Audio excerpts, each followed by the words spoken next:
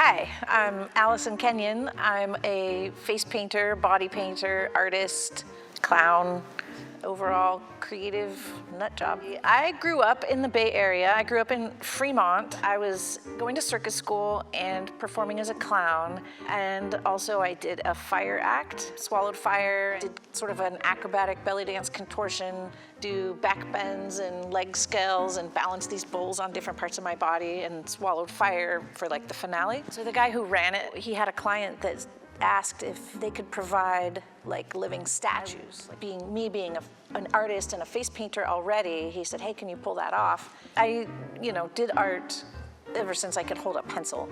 Even in grade school and in high school, I was sort of the go-to, like if some art thing needed to be done, they'd say, hey, I want you to do it. It's kind of funny because I think I had seen an episode of Skin Wars. Maybe it popped up on YouTube or something. At the time, season 1 was still on, and I about had a panic attack just watching it, like my empathic anxiety, I was like, oh my gosh, I would never want to go on that show.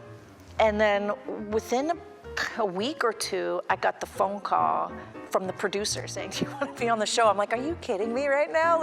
And what's funny too is at the time I was in a business for performers class. I had just done the module on you have to make a Facebook page for your business. So because of that little module we did, I made one, and that was how she found me. It was so crazy, just the synchronicity of within 2 weeks of saying I would never want to be on the show, and then building that website, and then boom, after having a mini panic attack just from the phone call, I had to hang up, call Barry, the guy who was teaching that class, and have him talk me off the ledge and tell me of course you need to do it. And I'm like, okay, I'm gonna do it. But then she had, all this paperwork I had to fill out, little essays about who I am as a person, who I am as an artist. I'm thinking, gosh, if I get selected, I better be practicing. So having no idea if I was gonna even be on the show or not, I started watching the episodes, writing down what the challenge was, what the time limit was, and then duplicating those. So I was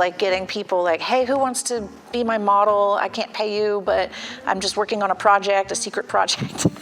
So about 300 people, I think, were contacted initially for season 3. Made a little video just of me saying, this is who I am, and blah, blah, blah. And I actually swallowed fire at the very end just to make myself memorable. Eventually, I got the call back to come to the in-person audition. Was it 20 people or 30 people? Something like that, 20 or 30. Got flown to LA, got put in hotel rooms. We got 6 hours to create a piece, any piece we wanted, with any prosthetics, props, whatever. It was just free reign, just do whatever, as long as you can get it done in 6 hours. And then we did little screen tests, and we had somebody interview us and ask us questions. And so out of those 30 people, 12 were selected to be on the show.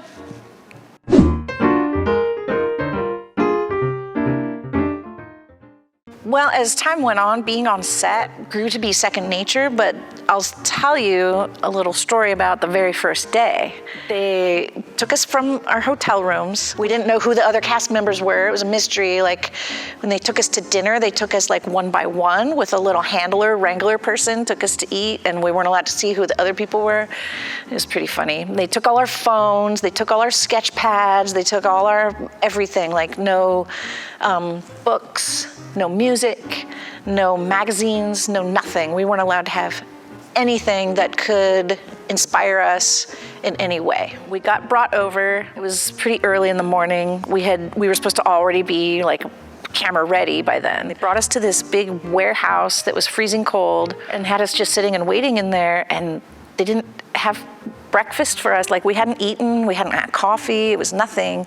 And we were all starting to get really hungry. And at some point they brought us some craft services stuff, which is M&Ms and pretzels, a couple of yogurt. I'm like, can I get some protein, please? They brought us in the building, and then we're thinking, okay, they're gonna give us breakfast, they're gonna give us a little orientation, and they're like, here you go. And we're out on stage, the lights, the cameras, we were like, what is happening? And then all of a sudden, I almost had a breakdown in that moment where, I started to the tears were rising up and my throat was closing up, and I was just oh my God, I can't believe I'm looking at the set of this show that I've watched, holy crap, I'm right here, this is happening. And the opening scene started. Then they're like, okay, this is gonna be your challenge, go. And we were like, what? Well, they shuttled us into the workroom. No one knew where anything was. I kept peeking around at what everyone was doing and just like, oh my gosh, what they're doing is amazing. What they're doing is amazing. Oh my gosh, I don't belong here. What am I doing here? How did I get myself into this?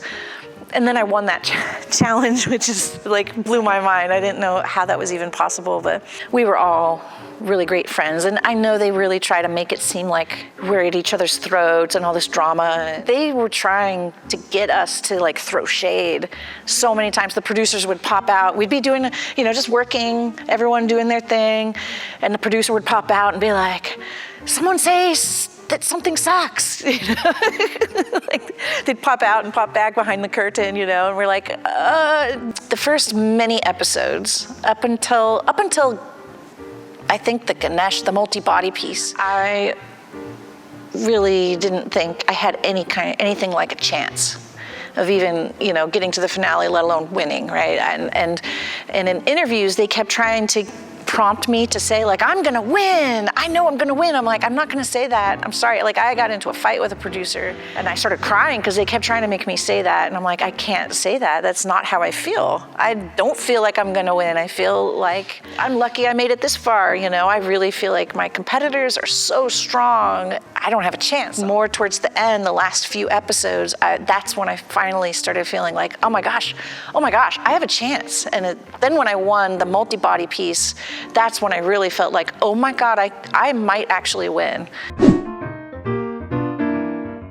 Going into the finale, I was definitely excited and nervous.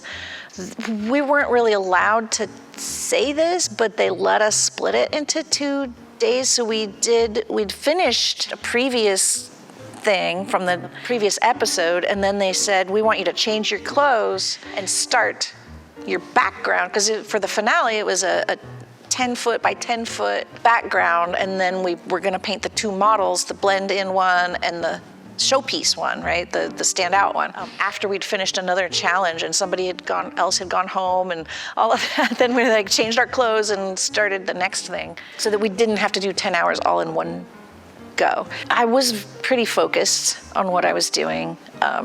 I felt like I was out of my league again at that point because both of my competitors had done murals. Rick, the guy who won, he does murals, like that's what he does. And I was like, oh my gosh, how did I felt like the cards were stacked against me a little bit, but I felt like I held my own. I don't have the workflow.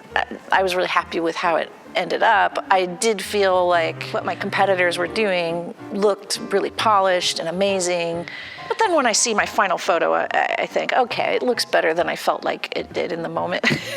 I feel like the piece that I'm the most proud of on Skin Wars was my multi-body piece, the Ganesh. And it's tough competition between that one and my finale piece, because the finale piece had so much of me in it. Like I really felt like I was pouring my experience from the show into that piece. But the Ganesh was a whole different kind of experience where I felt like I was connected to the source. Like I was just a vessel and it was flowing through me. It was, so then like when it was finished, like I cried. Because I almost, I was just doing what, I was being instructed to do almost. It was really powerful, such a powerful experience to be guided by almost like a higher plane or something, and then to see the finished piece almost like I hadn't seen it before, just if that makes sense, But then they start calling everyone down individually to come take the still shots. So they put us on a set like this that's just all blackout, and we position them exactly right, and we make sure it looks how we want it to look. I got them all in place, and they took the shot, and then they let me see it on the monitor. That's when I started crying. I was like, oh my gosh! I can't believe I made that. My finale piece I'm proud of in a different way because of, how much of me I put into it, but.